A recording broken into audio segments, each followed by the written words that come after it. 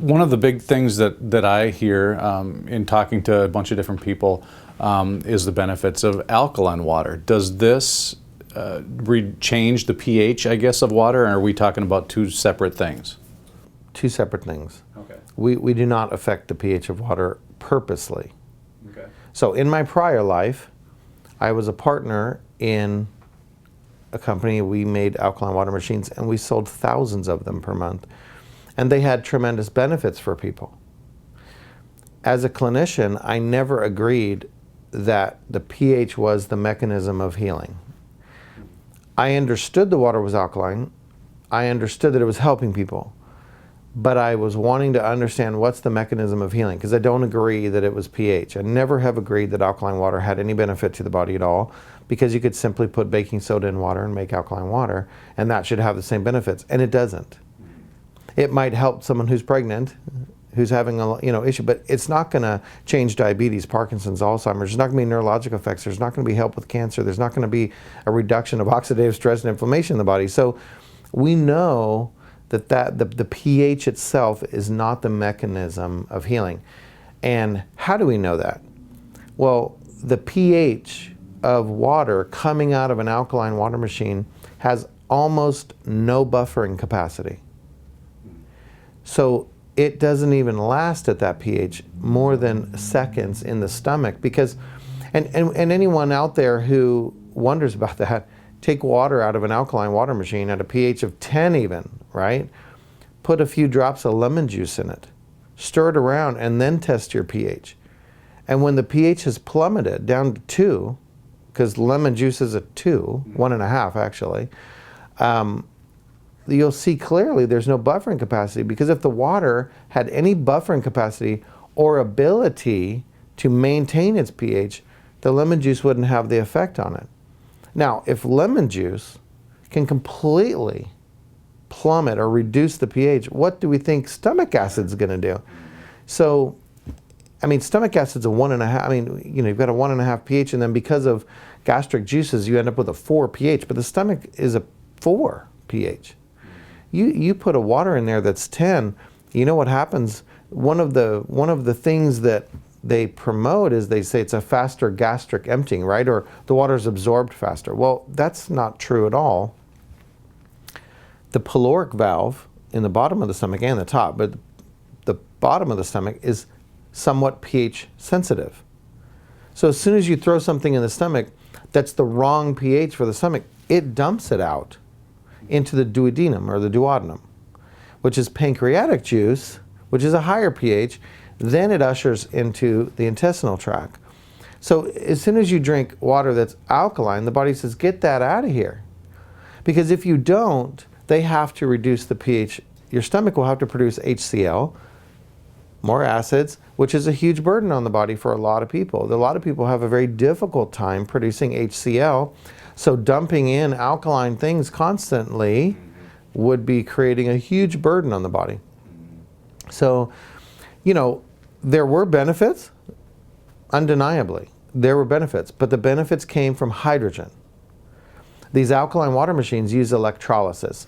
If we look back to the year 1800, when Dr. Anthony Carlisle, wonderful surgeon in London, discovered water electrolysis, clearly he was doing it to make a hydrogen generator. He wasn't doing it to make alkaline water. That's a byprocess of the electrolysis process, because you're moving hydrogens around. You're creating a hydroxide, OH- on one side and H+ on the other. That's why you have acid water and alkaline water. It's simply by moving H2O into H+ and OH-. OH- hydroxides will increase pH. Hydrogen ion, H+, will reduce the pH. That's what's happening. There's no minerals changing much, so you don't have very much buffering capacity. You're just moving things around, and so it's increasing and decreasing pH, but there's not much stability in that. Unlike going to a stream that is a higher pH coming out of the ground because of mineral content, you could throw lemon juice in it all day. You're not going to buffer it as easy. It's going to take a lot more to buffer it, because it's got something behind that pH to hold it where it is. So I hope that makes sense, but the reality is the reason why alkaline water machines worked at all in the first place to benefit health is now proven. Hydrogen gas and the ORP, what's called oxidation reduction potential. Those are the three things really. First, you're drinking water and not soda, so it's a great benefit. But number two, you have hydrogen gas.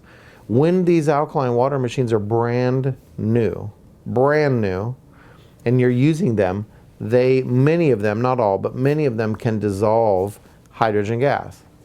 So you have the benefit. The problem is after 2 weeks, 3 weeks of use, you get calcium buildup on the cathode, the negatively charged electrode. As soon as you have calcium buildup, you can no longer dissolve hydrogen gas because the hydrogen bubbles coalesce, get too large, and then they'll bubble out because you don't have enough time to force them into a dissolved state, and you don't have any pressure to force that gas into a dissolved state. The only way in a flow-through water machine to dissolve hydrogen gas is to keep the bubble size extremely small, nano. So that's what we do.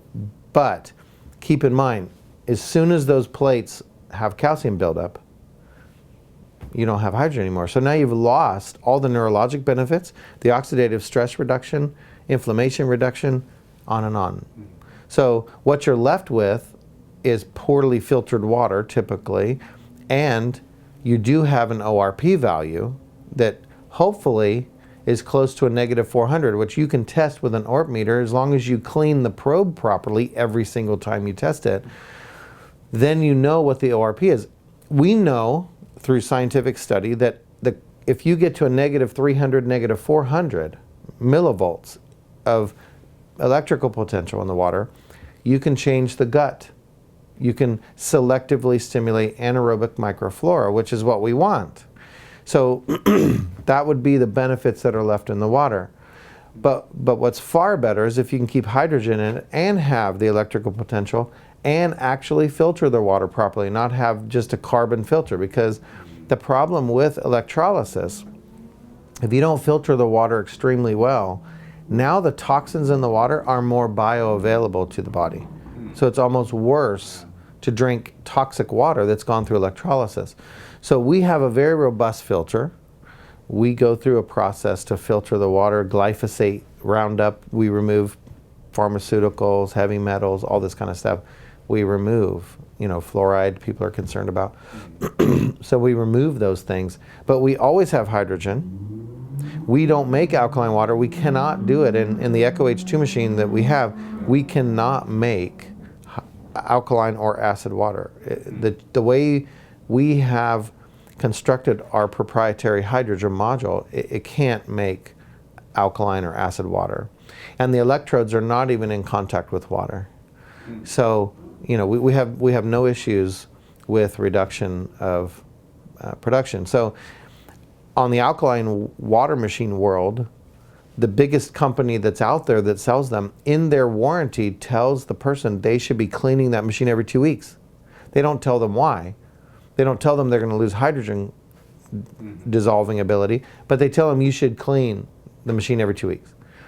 At least they tell them that. But we believe 1% of the owners of alkaline water machines clean their machines every 2 weeks.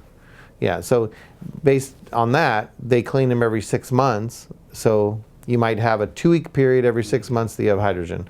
So that's why I developed a hydrogen-based machine, so we can cut out the pH nonsense. And there's 2 reasons. 15% of the population will have a Hertzheimer effect when they drink alkaline water. The salesman who sells them the machine says, oh, that's detox symptoms. But it's not really detox symptom at all. It's a Hertzheimer because you're throwing off their body chemistry. And the body will regulate itself and react like it does when most things, but you've still thrown them out of balance for a time. And we know there's about 15, from my own experience of selling alkaline machines, there's about 15% of the population that are thrown off. So we cut that part out. I can't tell you how many people come to us and say, am I going to have, these detox? No, you're not. You can drink it all day long, no problem, because the pH is not alkaline, right? So that's one thing. The other thing is we're not putting a burden on their HCl production. We're not buffering their stomach at all. We're letting the acid levels stay natural in the stomach so that they don't have to produce hydrochloric acid. But we are putting hydrogen in their system, and hydrogen is part of HCl. That's one of the hardest things that people have to produce in the body.